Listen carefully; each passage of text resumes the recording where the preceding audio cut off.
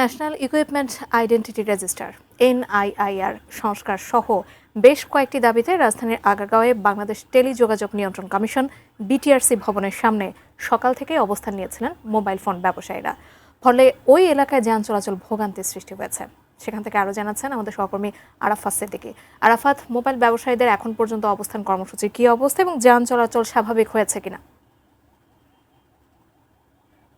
গত 2 ঘন্টায় আসলে এখানে পরিস্থিতির কোনো পরিবর্তন নেই। আপনারা জানেন যে সকাল থেকে আগারগাঁ মেট্রো স্টেশনের নিচের যে আগারগাঁ গোল চত্বরটি রয়েছে, অর্থাৎ আগারগাঁ মোড় সেটি অবরোধ করে রেখেছিলেন বাংলাদেশ মোবাইল বিজনেস কমিউনিটির সদস্যরা, এবং এই মোবাইল ফোন ব্যবসায়ীরা তারা সন্ধ্যা 6টা নাগাদ সেই অবরোধ তুলে নিয়ে তারা শুধুমাত্র বিটিআরসির সামনে, অর্থাৎ বাংলাদেশ টেলিযোগাযোগ নিয়ন্ত্রণ কমিশনের যে ভবন রয়েছে আগারগাঁ থেকে শ্যামলী যাওয়ার পথে, এই রাস্তাটিতে তারা অবস্থান নিয়েছেন এবং রাস্তার একটি অংশ তারা দখল করে রেখেছেন। আরএফএল অডিটর, বাঁকা হয় না, ফাঁকা হয় না, আর ভাঙা এক কথায় অসম্ভব।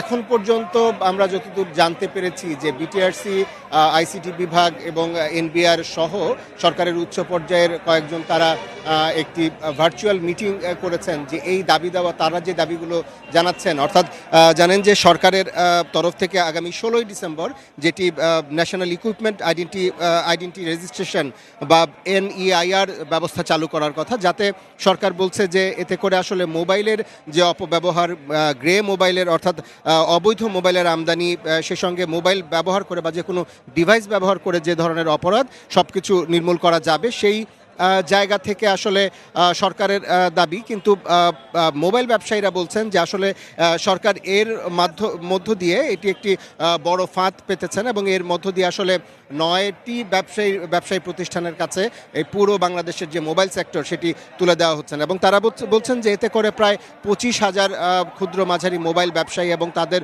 উপর নির্ভরশীল প্রায় 20 লাখেরও বেশি মানুষ সরাসরি ক্ষতিগ্রস্ত হবেন। তারা বলছেন যে এনইআইআর যে ব্যবস্থা সেটি সরকার চালু করতে চাইছে, তার কিছু সংশোধনী তারা দাবি করেছেন এবং এই ব্যবস্থাটি চালু করার প্রেক্ষিতে তারা কিছুটা সময় চাইছেন, অন্তত মাস 6 তাদের সময় দেওয়া হোক, এবং একই সঙ্গে কেউ যদি বিদেশ থেকে মোবাইল আমদানি করে, বৈধভাবে মোবাইল আমদানি করে ব্যবসা করতে চায়, তাহলে যেটি আসলে এই 9টি প্রতিষ্ঠানের কাছ থেকে যে ছাড়পত্র নেয়ার যে বিধানটি রাখা হয়েছে সেটি যাতে বাতিল করা হোক। এর প্রেক্ষিতে আমরা দেখি যে সন্ধ্যা 6টার কিছু পরে এদের 5 সদস্যের একটি প্রতিনিধি দল তারা বিটিআরসি ভবনে প্রবেশ করেছেন, তবে এখনও পর্যন্ত তার কোনো ফলাফল আসেনি। এখানে যারা আন্দোলন করছেন তারা যেটি জানিয়েছেন যে তারা প্রয়োজনে সারারাত অবস্থান করবেন।